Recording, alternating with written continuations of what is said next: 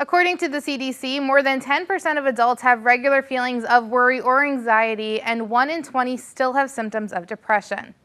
If you're one of the millions of people whose mental health was impacted by the pandemic, you are definitely not alone. Earlier this year, the World Health Organization announced depression and anxiety increased by 25% worldwide. Many Texas counselors say they've also seen an increase in people needing services here locally.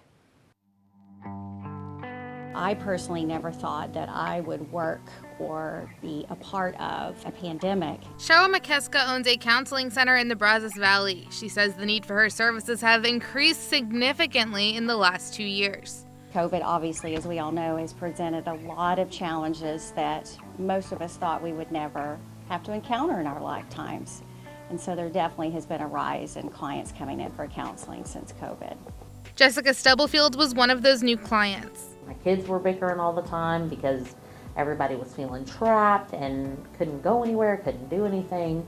So yes, definitely COVID had a lot to do with pushing us to start counseling. Stubblefield and her children all started counseling when the pandemic began. She says the changes that came with lockdowns and school at home felt overwhelming to her family.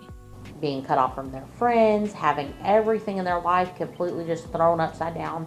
Not just them, but me too, you know. It's nice to have somebody that you can say, hey, I'm really dealing with feeling trapped, feeling the disappointment. The Stubblefield family was not alone in feeling this way. McKeska said the pandemic was really hard on children, especially those already facing mental health challenges. So we have those children that already had anxiety challenges, and then to bring about something such as COVID has been really difficult. Infection fears for them has been a new fear that they never had to worry about, or it added to the fear that some of them already were dealing with. While COVID cases have calmed down and most restrictions have been lifted, there are still people struggling with their mental health. McKeska says she's glad to see so many people are seeking professional help and encourages counseling to anyone who needs it.